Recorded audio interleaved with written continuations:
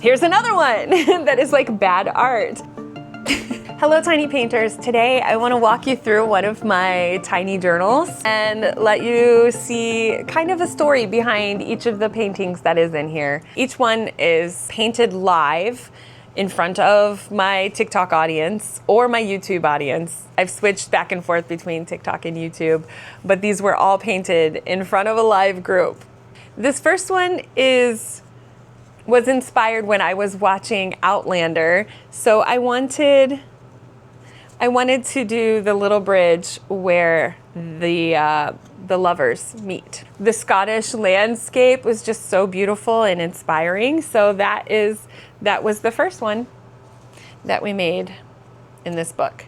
Then, if I can't think of something to paint, or if somebody, doesn't have a suggestion, it's kind of funny in the comments, like, just paint a cat. Okay, but I don't want to paint just a cat. Let's paint a close-up of a cat. And I wanted to practice the little nose and eyes. So that's how that one kind of came about. This was one night, somebody had mentioned a hot air balloon, and I was kind of in the mood to do like a sunset evening sky. So I was like, we could have a hot air balloon, floating past a skyline. So that's what we did one night. This one has become very popular. One night, I guess I didn't even mean to, but I came into a fandom that I was not aware of called the Warriors, the Warrior Cats. And, but I just really wanted to do little cat paws. Somebody said, do a cat paws like in space or something. And I was like, oh, that's such a great idea. How cute. We'll make it like in space.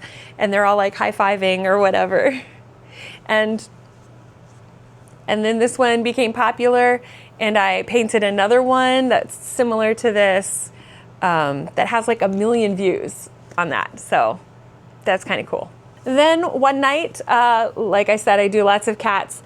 Andrea Nelson, the artist, has some exercises that she does, and I took it upon myself to do one of the exercises where you just kind of make blobs and then you turn them into cats. That was fun to kind of practice different shapes that you can make into cats. And then I wanted to practice doing a lamp.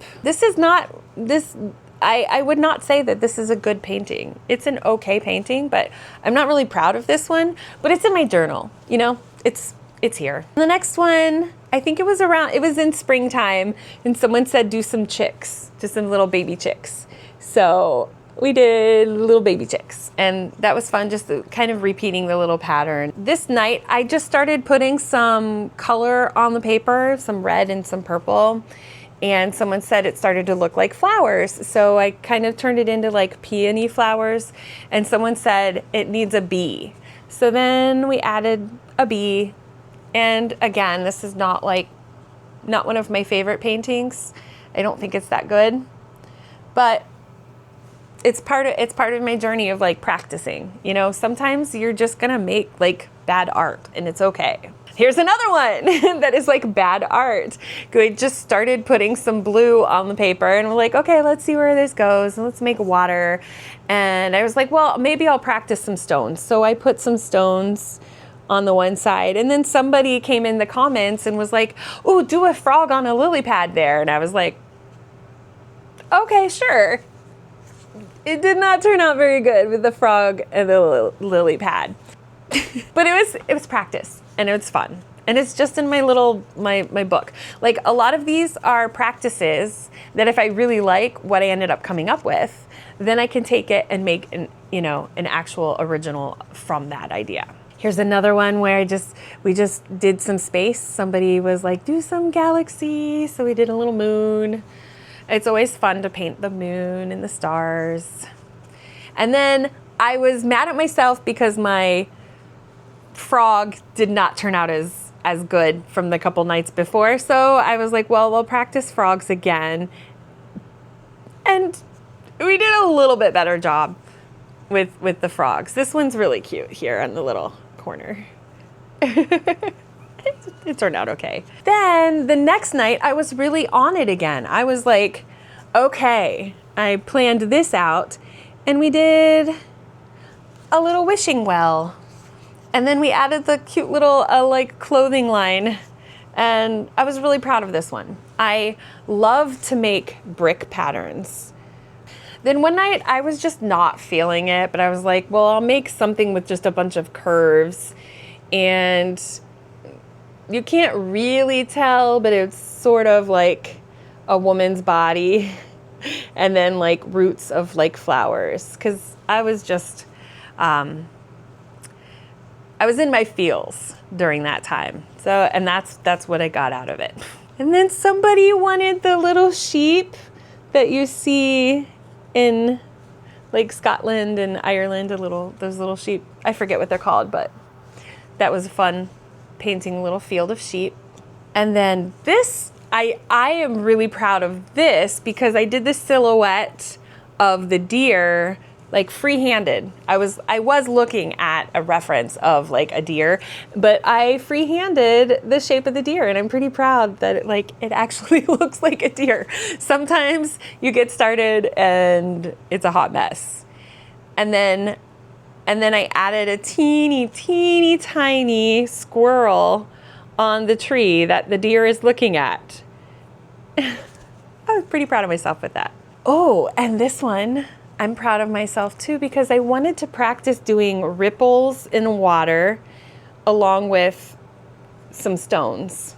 This was also when I started using more white. I have some white gouache now, so I was practicing using that to really get better highlights with my watercolor.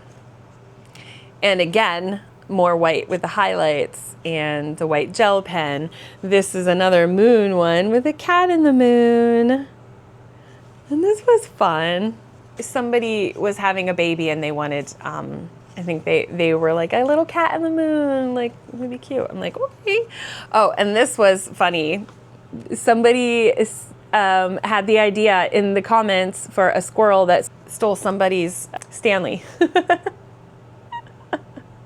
They stole a little water bottle. Then I was just playing with the cat blobs again, just in bright colors, because that's always fun. If you can't think of anything, just start making blobs and turning them into cats. It's like my go-to. If I can't think of anything, we're making cats. And then I made a little raccoon. A friend had come in the comments and requested a raccoon. So I wanted to practice like kind of making daffodils. So raccoons and daffodils. And then, of course, tiny fruit is so fun to try to build and make. Tiny fruit. It's just so neat to see it and go, oh, it actually turned out and it's so little. And then I told you guys that I love to make brick patterns. There's something so relaxing about making a pattern of like a brick wall. So I did a little candle in front of a brick wall. And the very last painting that is in here, for this one I was practicing a dock that goes out into the lake with a little soft lake view. And I wanted it to feel kind of like Foggy, and that's what we got. Lake view with a little dock for a boat. And that is the tour of my tiny paint journal.